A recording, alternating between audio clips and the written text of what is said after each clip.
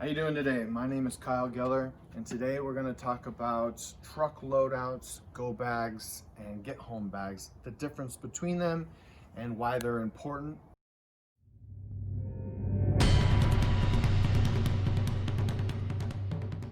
Not too long ago, I was asked, hey, do you keep a get home bag in your truck all the time?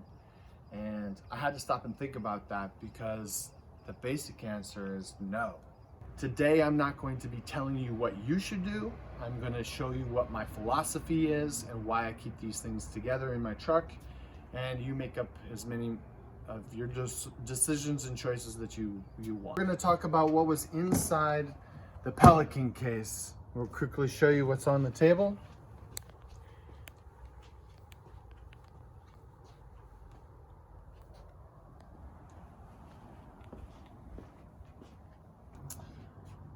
All right, so the Pelican case. When I first started getting into preparedness, I recognized that one of the threats that we are faced is possible EMP. And I started the process of learning, right? So I created an EMP case. And as you can see over the years, it's kind of failed and I've kind of evolved. I found these Faraday defense bags and I now keep all of my electronics inside these bags inside my Pelican case. Starting off with some extra Costco flashlights, super cheap, even come with batteries. I rotate these every year. I'll pull these into the house, buy another set, toss them into the bag. A couple of battery packs, rechargers, extra batteries. So a little solo battery bank recharger. A headlamp with a red lens, super important. A little wind up rechargeable, lightweight and good to have for information.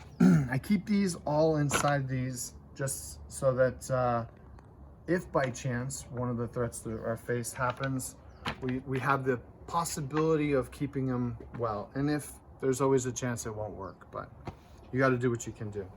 I keep an extra rigger's belt because I never know whether I'll be in a suit or maybe I'll be in flip-flops and board shorts, you know, some cordage,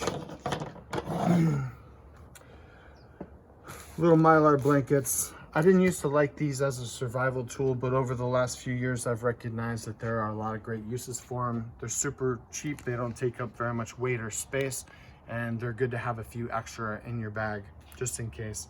I live in a very high heat area. These can be the difference between life and death, trying to keep the sun rays off of you. I'm gonna keep a jet boil stove. There's some fuel in here. Little extra fuel. I keep it all in one little kit. I can do a meal or two quickly with that. I keep it inside. I also keep an extra pistol and some ammunition inside this case. This is my first Gen 2 Glock. This is probably 20 years old, but it's been replaced many times, so I keep an extra one in the truck at all times. I also keep some night vision and a pack, civilian model.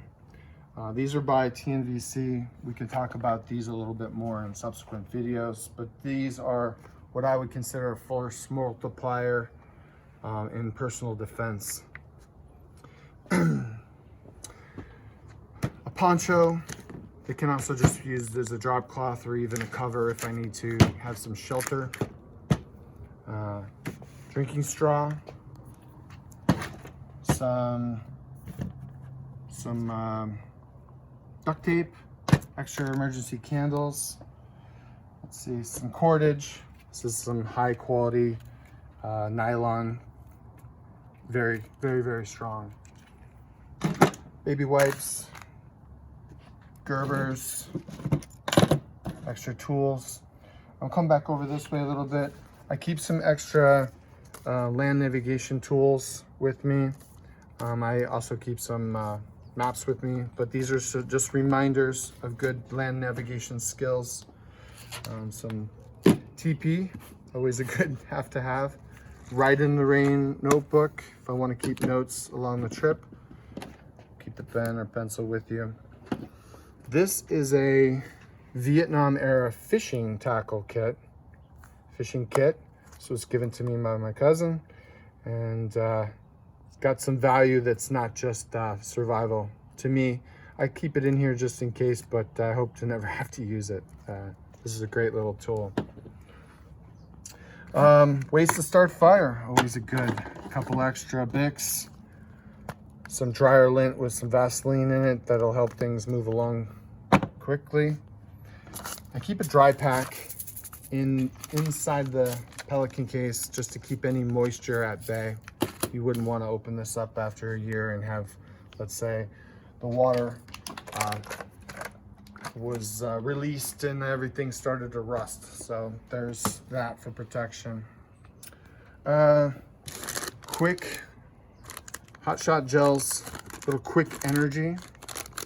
These are good. I also keep a Bowfang truck setup. This is I keep it in one of the Mylar bags. All the different stuff for using that inside the truck. It's already pre-programmed. SPF 110.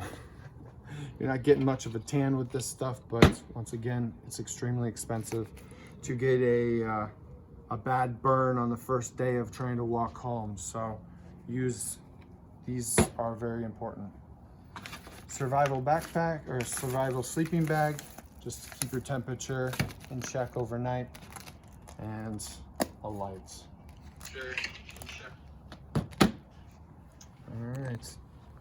All right, we're back, and now we're gonna move on to the hanging organizer that sits behind the back seat of my bench seats. This relatively cheap setup, easy to set up, holds a lot of more gear than you possibly can see from hanging here. So we're gonna start section by section. I'll go ahead and break the video, pull it all out, that way we're not wasting too much time. We'll start with the bottom section, work up this way. All right, we're back. And as we just said, we're gonna take just the one section out, and I put it on the table to show you how much you can fit into one little section. It's almost unbelievable that you can fit this much food. So 8 freeze-dried mountain houses, 2 larger legacies, 6 dried fruit, a couple of little instant noodles, some coffee, and 6 granola bars. Now, leaving this stuff in your car is usually not an issue. The mountain house will stay forever. It's not a problem. There's no liquid content. Liquid content equals going bad over time. As for the dried fruits, every 6 months to a year, I'll go ahead and go in, I'll pull all these out, bring them into the house, take a quick trip to Target or Big Lots, and purchase a few more and toss it in, replace it. Use it and replace it. Granola bars too.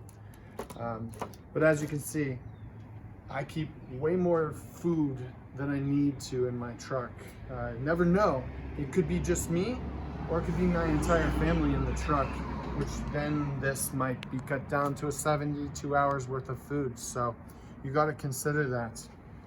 And I'm going to put this all back. I'll take a couple pictures to throw in to the link, and we'll move on to section number 2. All right, we're back. And this is the middle compartment, all right? And we've got it all laid out right here for you. Basically, this is clothing and a couple of small backpacks.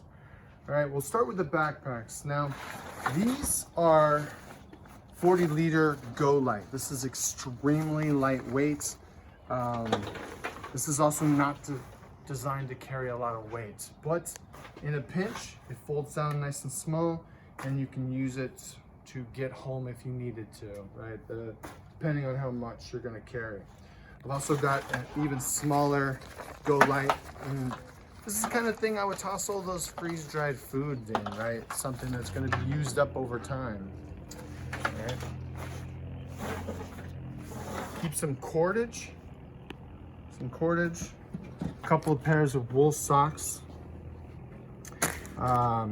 military tops and bottoms. They call these silkies. These are base layers. Depending on what I'm wearing the day that something happens, having a couple of extra base layers is really good. It's a base layer top, moisture wicking shirts. This is some hiking slacks, zip off for shorts and pants, right? Compressed very tight.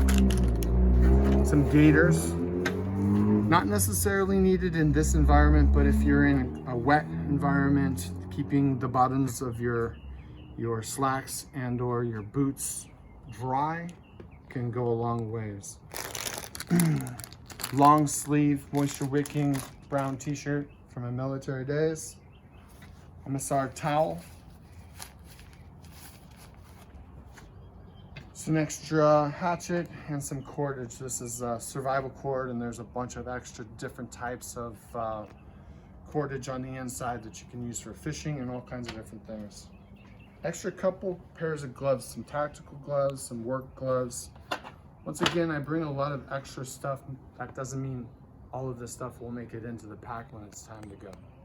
And right now we're going to be talking about the top section. The easiest to get to in my truck.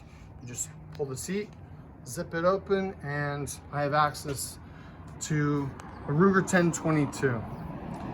Now, people will always debate about prepper weaponry or needs, and what I've determined over my career is that a good quality Ruger 1022 can get a multiple of different types of jobs. Everything from the little four-legged varmints all the way up to the larger two-legged varmints can be dealt with this. Not necessarily the best course of action, but having it in your truck. Of all of my collection, if this disappeared, I would be upset but not heartbroken. So I keep this. It's an upgraded Ruger 1022 with a Magpul stock bull barrel and a 1:4 scope on it. This can pretty much do the job. A little extra ammo, depending on how far it is for me to get home. To be honest, I might not even bring this. If I'm 30 or 40 miles away and nothing's going on, I may not even bring this home. I might just use my everyday carry pistol and use that. Sometimes bringing a rifle out into public can just make your situation worse. So you have to consider that when you're getting ready to analyze what your situation is and whether you're going to take all of your equipment or not. All right, next thing we're going to talk about is a first aid kit. This is first aid / trauma, and obviously it's excessive, but I'd rather have more than enough than not enough. So this kit was designed and built by Canadian Prepper up in Canada, an extremely good product. I've been watching his videos and learning a lot about preparedness, and I'll go through what I've got inside my kit. All right, we're back. And laid out before you is my first aid kit for the truck. Obviously, this is larger than most, but it's got a little bit of everything. You can take care of the basics with little band-aids, but you can get into some higher level trauma stuff. So we'll start from the top and work this way. We've got some basic closure strips and some antibiotic ointments and some iodine. We've also got some stop bleeding type products, some gloves, gel packs. These are, you know, in case you get burnt, there's a bunch of different sizes in here. If you end up with a extremely bad cut, you can seal it. Different types of ointments and gauzing pads, combat gauze, shear strips. There's shears in there for cutting open clothes. Israeli bandages, a couple of different sizes. I think there's 3 or 4 total in there. some more pads and ointments, some cleaning products, a couple more Israeli type bandages, single person use and application, some masks, and a few different types of pills. There's some Tylenol and some Advil and some different stuff like that in here, some aspirin. We got just a few different things there. Some more rolls of gauze and some tape to tape everything back up. Some toilet paper and a splinter kit and an eye patch kit. A SAM splint, triangle bandage, some gauze, and some cold pack in case you get splints or sprains. This is not everything. You could come into a million different situations where you need something that's not here, but this will cover the basics. This is not a blowout kit. This is not a gunshot wound kit, but there are some applications here that would help. So I think we'll maybe go into this more in a subsequent video. We can't talk about preparedness without talking about water. It's one of the major functions of preparedness that you have to be aware of. You have to take water very serious because it's one of those few things that if you do it wrong, you can make your situation worse. All right, so I live in a desert situation, so water is going to be one of those items that it's a must. All right, so in everyday situation, I have at least about 4 gallons of water in my truck at all times. And I would need this just to eat and survive for a few days.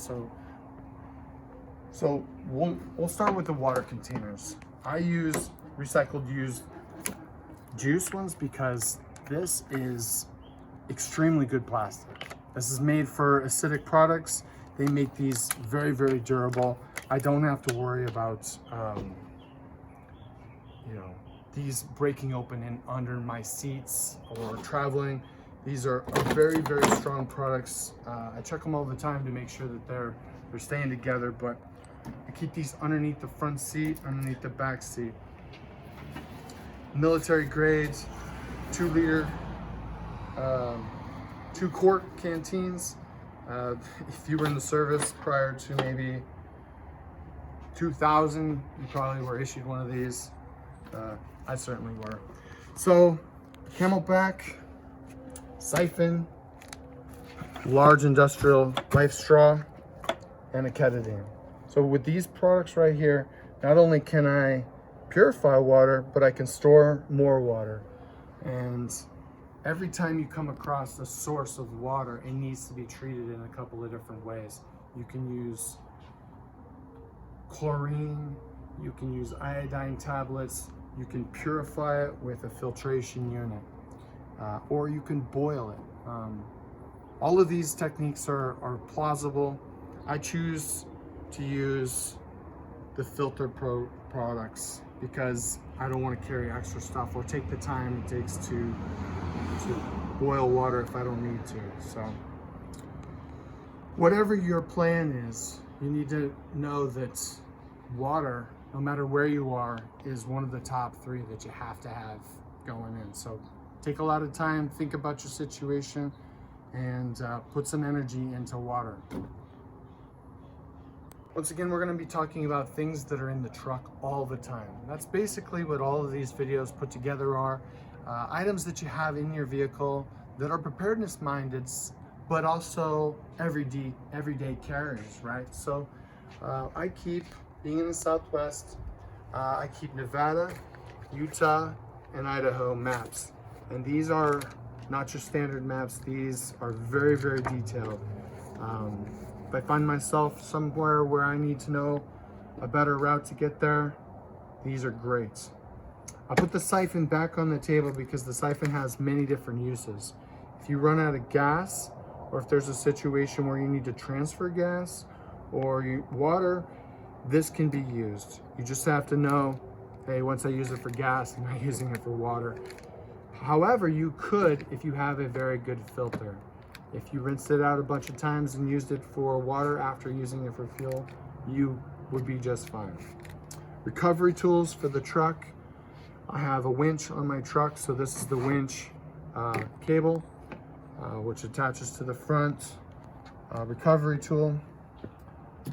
This is the kind of oil that I have in my truck every time I switch it out, and so I keep a little bit of extra in a funnel. This is a cheap jump start kit. I bought this at a thrift store and I tested it out and was actually pleasantly surprised on how good it was. It just plugs directly into your lighter, goes to the lighter of the other car, and within a couple of moments you can, if you're not fully dead, it'll work. I also keep a basic toolkit in the truck.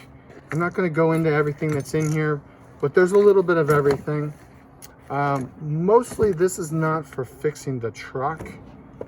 This was basically put together to fix my bicycle, my mountain bike, when I take it with me, but it's there all the same. There's a lot of little things that it can do. I keep a tarp/tent. This is also a Go Light Shangri-La, and this is just the outer shell. This doesn't have a ground. This doesn't have netting. This is extremely light. This is less than a pound. It's got one single pole in the center. It's a TP style.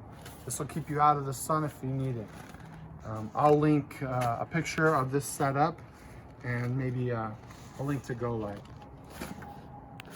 I also keep a little bit of protection in the car. Now, obviously, when there's not a bad situation happening, be very careful where you pull this out, how you use it.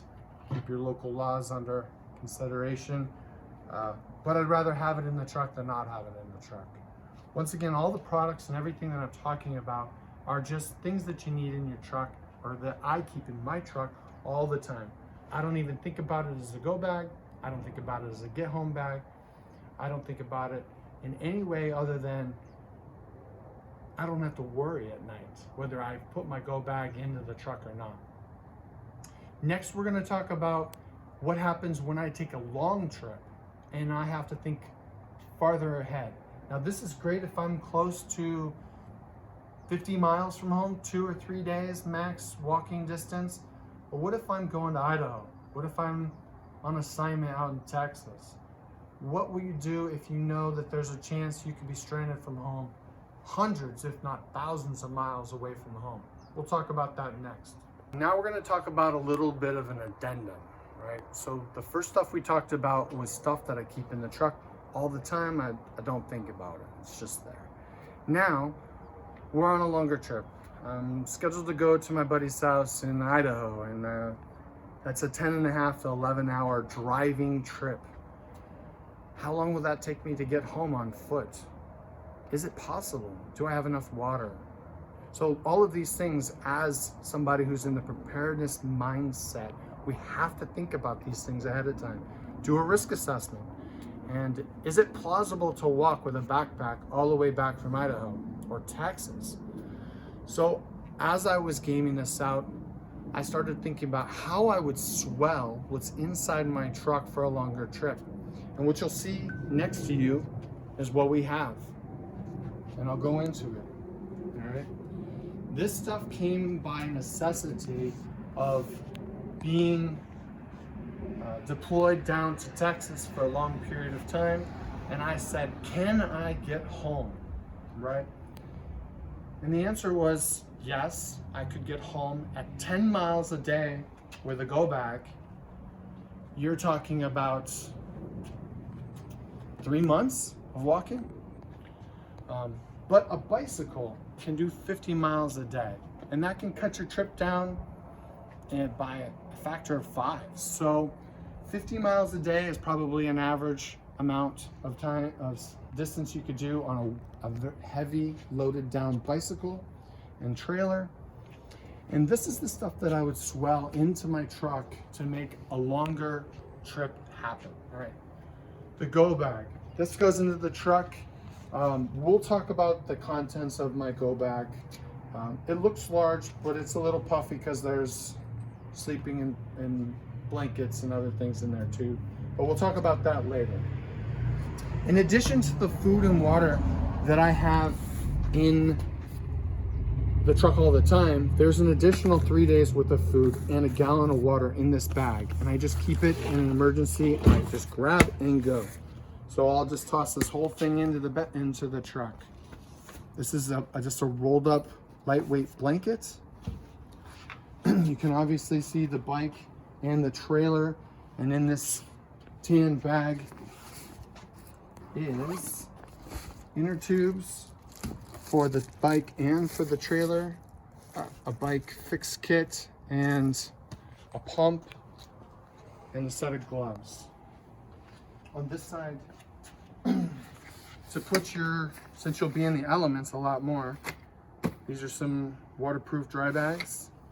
This is also a dry bag with a little bit of extra technology in it, some more lights, headgear or headlamps, and some strip lighting. Strip lighting, really lightweight, and a power pack. This power pack can run these strip lights for probably a week. No problem. All right. Mosquito netting and a large tarp. Camo tarp is not needed, but if you want to keep away from other people, it can be an added bonus. You can turn that into a tent. And once again, I don't suggest that you keep anything close to this in your truck all the time, but this is for I'm going on a long trip, and the risk assessment is too high for what I normally keep in the truck. We'll talk about the bag a little bit later, and we're going to talk about theory of how I prioritize my gear in this next section. And now I'd like to take a moment to talk a little bit about theory and why we prepare and why we keep certain things in our kit and in our toolbox and when you might need them. All right, so we looked a little bit at what I keep in the truck all the time. There is, without a doubt, more stuff there than I could possibly need.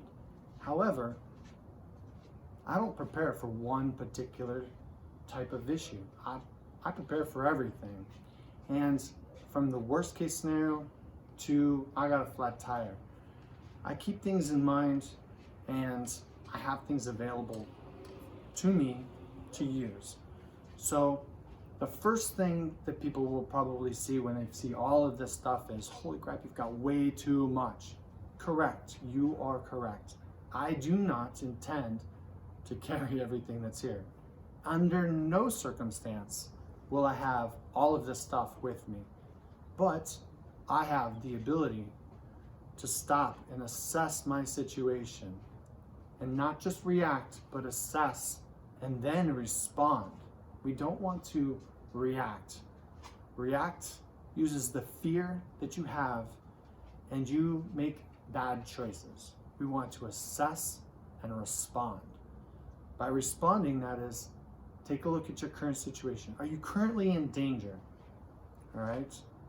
If that is the case, you need to make immediate moves to keep yourself out of danger. If you're not currently in danger, then you can pull all of this stuff out and take a moment and get more intelligence. You know, pull out that little radio, turn it on, listen to the weather, listen to the news to find out if there's something going on that you need to know. But all of these things are important, right? I have the ability to take that little tiny backpack and select the items that are most important to me at that moment in my current situation. Where if I pack a get home bag, I have only a certain amount of stuff there, and what if the situation's completely different, right? So that's my theory, all right? So when I talk about swelling what's inside my truck from an everyday situation to a long trip, A lot of that has to do with my risk assessment, something that I learned very early in the military. Make a risk assessment and keep making risk assessments because your situation changes all the time. So one of the things I didn't talk about when I changed from my everyday situation in my truck to swelling my truck is I take out that Ruger 1022 and I add in my AR, right? So I won't talk about what's on my AR, but we did see that I had the ability to go night vision in my kit, and that's a force multiplier. You put me in a darked out, blacked out situation with some training, and I prepared for the what if. So the last thing you should have on you, we didn't talk much about it, is some funds, right? You should have $300 to $500 in cash in your truck at all times, hidden, and possibly some silver, right? Some things will not be able to be purchased with silver, but some things will, and people would be willing to trade with you and have a little bit of silver on you and some cash for that immediate needs, right? So I talked a little bit about having to go far away from home. This trailer, not expensive. This bike, not expensive. I am not a cyclist. This would be very, very painful, right? I go on rides once a week, 5-8 miles, but I'm not an everyday hiker. I'm not an everyday cyclist.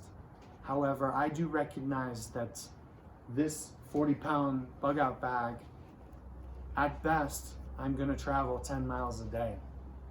And with this bicycle, I've now bumped that up to probably a minimum of 50. This is doable for almost anybody.